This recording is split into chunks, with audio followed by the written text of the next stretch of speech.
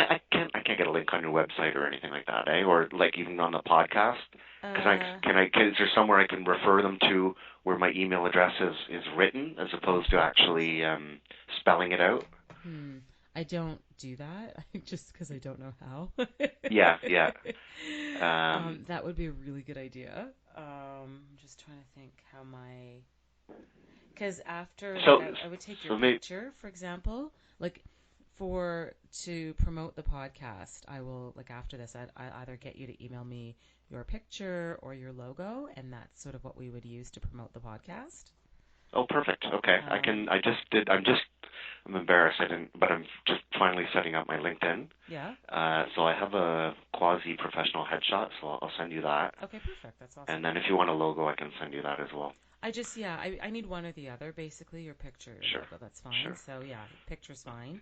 I'm But gonna send you Matt's picture. He's better. He's the good-looking guy in the office oh here. my God, that's I'm just kidding. hilarious. Okay, So it's an inside joke within the office here. You won't okay. kind of. Never mind. So yeah, Okay. so So basically you know what? As far as contact information, maybe for just say simplicity, I'll leave my mobile number. okay, perfect. That sounds good. I mean, you can just So say see Kylie at blah blah blah. I mean, that's totally nobody fine. nobody in there 10 times out of 10 they'll misspell Kylie, and Right, but just otherwise it say is. it's Keily. That's so easy. Yeah, Dude. but then Breckles, people think it's Breckles and they put double S and Oh, I see. Okay. okay, well whatever, I'll deal with that when it comes to it. Okay, sounds good. Okay, cool. So we are going to get started. Okay, one second here. Okay. On today's episode, we have with us Chris Kiely. He's an associate broker with Breckles Insurance. Chris, thank you so much for joining us today. Can you tell our listeners what is it that you do at Breckles Insurance? Hi Deval, thank you for having me. What I do is oh god. I see I'm so terrible with this. Do you need to are you I'll I say feel that bad, I know. again. It's okay. I'm going to ask the All question right. again. Thanks so much for joining us on today's episode. Today we have with us Chris Kiely. He's an associate broker with Breckles Insurance. Chris, can you tell us a little bit about what you do? Thanks, Deval. I appreciate you having me today. My function here, my role, my business is um, general insurance, otherwise known as property and casualty insurance, and within that, that encompasses home, auto, and primarily commercial business insurance. And then within the business segment, there's professional liability and a whole spectrum of why I can't be doing. Let me try it one more time. I Okay, promise. sure. No I was worries. doing well. I was doing well till then. I gotta get in my flow, and then I'll be good. I promise. Okay, no problem. Thanks everyone for joining us today. On today's episode, we have with us Chris Kiely. He's an associate broker with Breckles Insurance. Chris, thank you so much for joining us today. Can you give our listeners a little insight as to what you do? Hi, Deval. Thank you for having me today. Gladly. So my function here, my role is general insurance, otherwise known as property and casualty insurance, P&C. And within that, there is personal insurance and commercial insurance. So the personal side encompassing anything an individual might have, be it home, automobile, rental properties, cottage insurance, and whatnot. On the commercial end, it really encompasses anything, any business essentially. So professional liability and contents and casualty insurance. Awesome. That sounds great. Can you tell our listeners why do you think it's important for people to have insurance? Well, it's really an issue of I guess on the commercial end of things, risk management. So insurance is a function to finance your business, to safeguard against loss, loss mitigation, um, and on the personal insurance, it really kind of goes hand in hand. More so for your insuring your home, which you're obligated to have if you have a mortgage on it. The bank will require that, as well as your personal contents, your liability as well, um, slip and fall, whatever it might be. An example on the personal insurance. So your liability insurance sold as your home. as a package with your home will protect you in the event of such a case. Sounds like it makes a lot of good sense. Do you think that renters need insurance? It's actually a very good value add. Many landlords will require it, and what the landlord is concerned about is the liability component. So if you cause a flood, if you cause a fire, you're negligent, your landlord's insurance company would pay for that, but in turn their insurer would come to the renter to subrogate the funds. They would look to be compensated for their costs. So the renter's insurance is quite, or otherwise as we refer to it as tenant's insurance, quite inexpensive, and it's really based on the amount of contents that you want to insure. And it's sold as a package, so you would have your personal contents coverage. You specify that limit, and then it will also include typically $1 or $2 million or more dollars of $1 or $2 million of liability coverage. And another good feature of it is additional expense coverage. So if there's a flood, if there's damage to the unit, the tenant will have coverage to make alternative living accommodations. That's something that they can claim from their tenant insurance. And conversely, as the landlord, Right. if you have such a situation, you can have the rental income covered. So if you have a mortgage on the rental property, you can continue to make those payments even while your place is being restored and your tenant is not living there, and you're not receiving the rental income. Again, you can look towards your insurance for that. Got it. So if a fire happens in a rental place, the landlord's insurance is going to sort of cover fixing the place up, but it wouldn't cover the tenant's belongings, and so that's why the tenant needs to have their own insurance to cover those things, correct?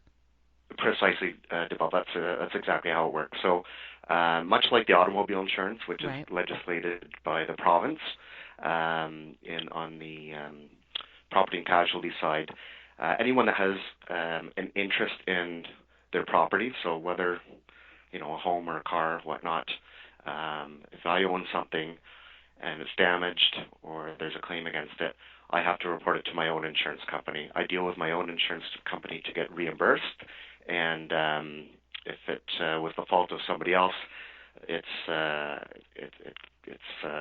upon your insurer to subrogate the funds through courts or whatnot, or through their insurance company if that other party was liable. Got it. Was negligent. Got it. That makes sense. So, and is also, when it comes to insurance, is there a difference between insurance for a condo versus insurance for a house? Certainly. So your condominium would have bylaws through the condominium corporation, and then that will detail the what's covered, what's not. So it can differ slightly, but generally speaking, the condominium owner, the unit owner, is looking to insure, much like the renter's insurance. They want to base it on their amount of contents insurance. But what comes along with the condo insurance when you own it, as opposed to the tenant, is improvement and betterment. So if you've upgraded cabinetry, flooring, lighting, window coverings, or whatnot, those are things that are not covered within the condo corporation and would fall within the scope of the condominium unit owner's insurance. Got it. So, for example, we've got a mutual friend who there was a fire in their particular unit. So, if there's a fire in a particular condo unit, I guess sort of the question is, what portion is covered by that condo's insurance company, that person's condo insurance, and what portion would be covered by the actual condo building's insurance company? Because there's a difference there, right? That's a very good question, Deval. It's and each condominium unit. Each condominium corporation, their bylaws will specify that. So in the event of a claim, when you're reporting the claim as the unit owner, as a condo owner, the adjuster would want a copy of the bylaws. So they would work with the condominium corporation to work that out. Generally speaking, the unit owner is going to be responsible, people say, from the drywall in. So paint on the walls, again, your furniture, your fixtures, your built-ins, whatever they may consist of. Those are the sort of things that are going to fall within the scope of, um, of the unit owner's personal insurance. The condominium corporation will look after any other issues such as damage to the structure of the building, damage to the common elements if it's spread to the hallway or whatnot, Right. smoke damage. Quite often, not the fire itself, but the smoke is difficult to get out of upholstery and I guess a condominium corporation, I guess the flooring and whatnot. Got it. So then, does it make sense for a unit owner to have the same insurance company as the actual condo corporation? Does that help in that particular situation? I guess in a sense it would make claim settlement a little more streamlined. Okay. I personally have had a client with a claim whereby they've moved into, let me redo that one. I don't want to go into that example. Sorry, can you repeat the question? Okay, sure. So, does it make sense for a unit owner to have the exact same insurance company as what their condo corporation uses? Does that make a difference? That's a good question, Deval. It can streamline things as far as adjusting and settlement of the claim, but really it's a consumer's choice, and that's really the bottom line. The consumer needs to decide what insurance package is best for them, Right. and their broker should be able to provide some direction on that. Okay, that sounds good. And in terms of house insurance for a homeowner, can you tell us a little bit about, what that means and why it's important for a homeowner to have insurance on their belongings in their house?